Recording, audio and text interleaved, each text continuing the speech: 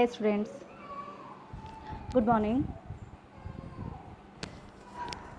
इसके पहले वाले वीडियोस में हमने आप लोगों को चोल साम्राज्य के समय में जो भी टेम्पल्स थे या फिर जो भी स्कल्पचर बन रहे थे उनके बारे में हमने आप लोग को बताया था, और कैसे जो टेम्पल हुआ करते थे वो इकोनॉमिक्स के या फिर इकोनॉमिकल रिसोर्स के मुख्य बिंदु हुआ करते थे। ओ God.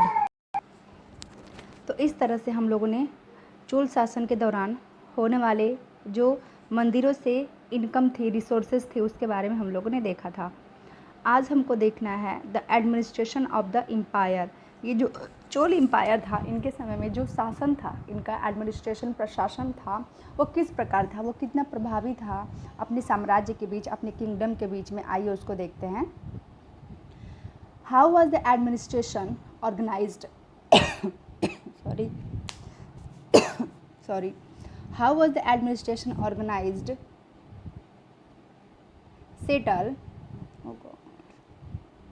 Settlements. How was the administration organized? Settlements of the peasants known as your became prosperous with the spread of the irrigation agriculture. Group of such villages formed large units called Nadu.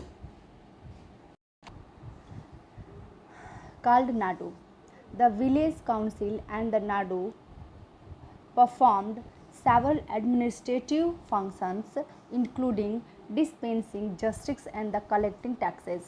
अगर हम बात करें administration की, तो चोल शासन के दौरान प्रशासन किस प्रकार से संगठित थे। पहला है क्वेश्चन कि how was the administration organized, वहाँ का जो प्रशासन था वो किस प्रकार से संगठित था। ठीक है।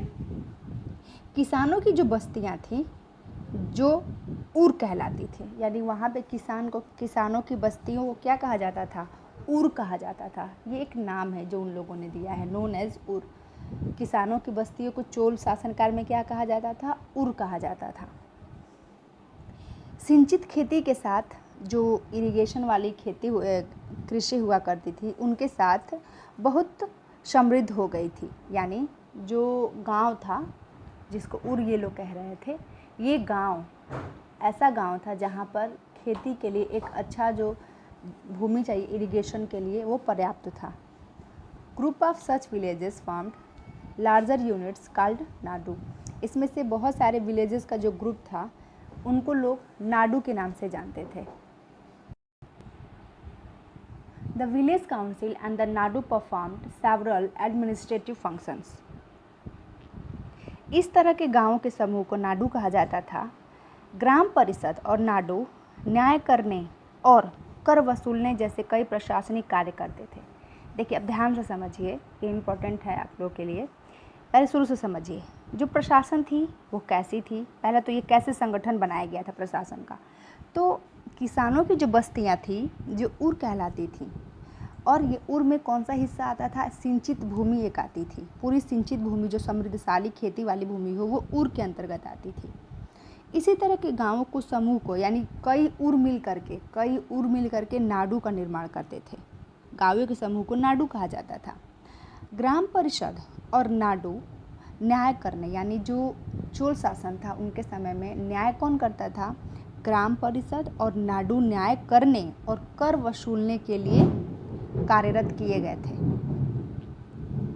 Rich peasant of the Vellala caste exercised considerable control over the affairs of the Nadu under the supervision of the central Chol government.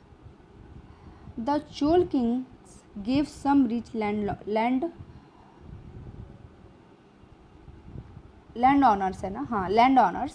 titles like Muvendra Vellam, a Velan or peasant serving 3 kings. ठीक है। अवेलन क्या लिखा गया, देखिए ध्यान से देखिए।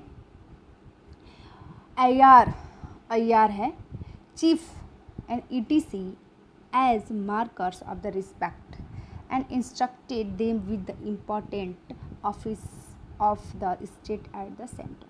देखिए इसमें जो नाम आ रहा है ना, आप लोग को जो समझ में नहीं आ रहे होंगे, तो जो चोल शासन जो दक्षिण भारत के हैं, देखिए ये पहले तो ये साउथ का हिस्सा है, तो वहाँ की भाषा भी हम लोगों से अलग थे। अभी तो मान लीजिए वहाँ पे कन्नड़ भाषा बोली जाती है, तमिल भाषा बोली जाती है उधर।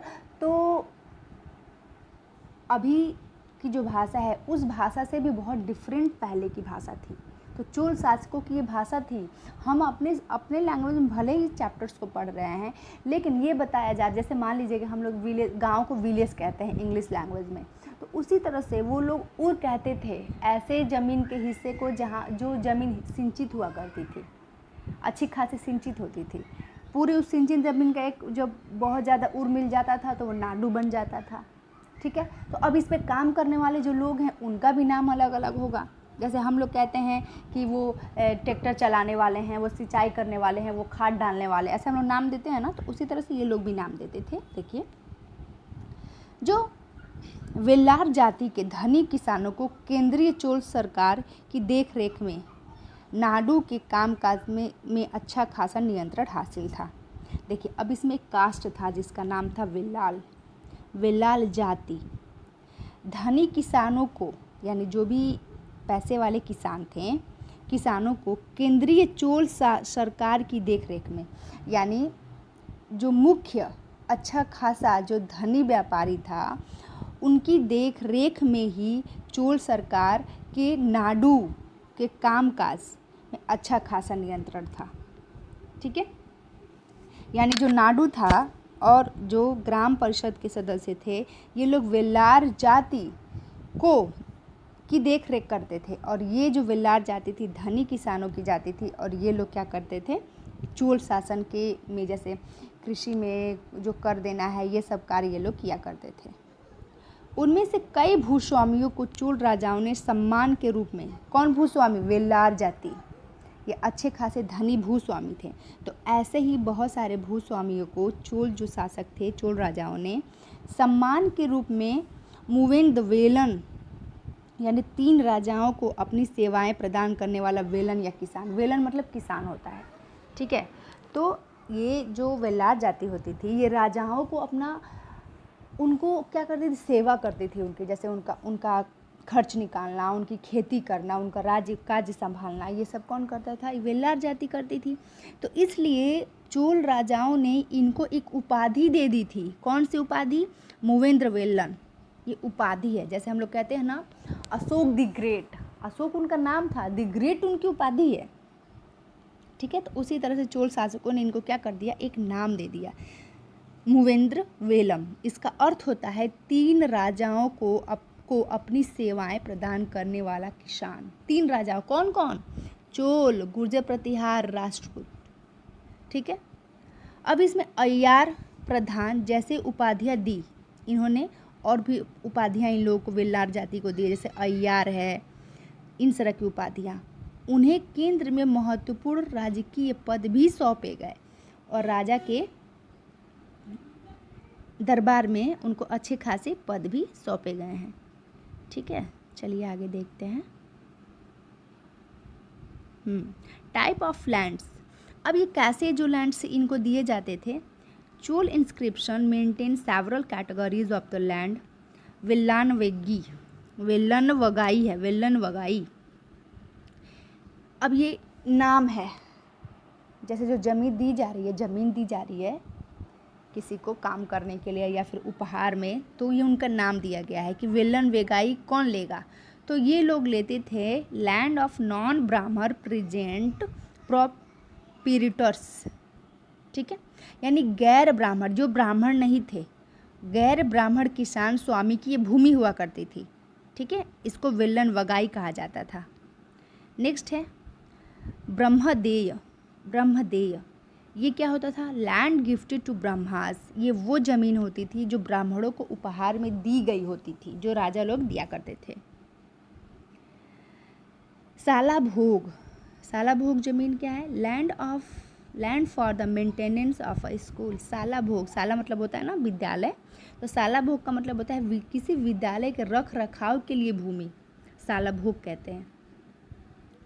देवादन एन तिरुमट्टू कन्नी, देवादान है, और तिरुनम टुक्कनी है, तिरुनम टुक्कनी।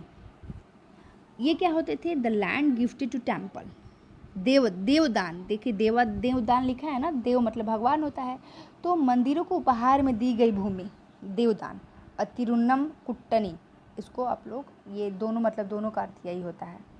नेक्स्ट है पल्ली चंदनम, पल्ली चंदनम।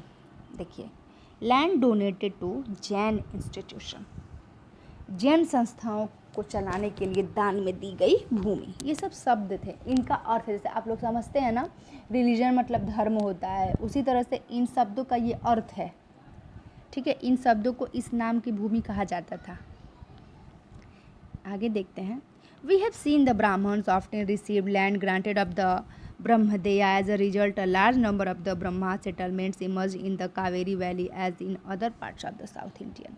हमने देखा कि जो ब्राह्मणों को समय समय पर भूमि अनुदान में दी जा रही है, या ब्रह्मदेय प्राप्त उनको हो रहा है, जो अभी ऊपर हम लोगों ने देखा ब्रह्मदेय प्राप्त हो रहा है उन लोगों को, तो परिणाम स्वरूप इसका ये होता है, इसका रिजल्ट ये होता है कि कावेरी घाटी, जो कि जहाँ पे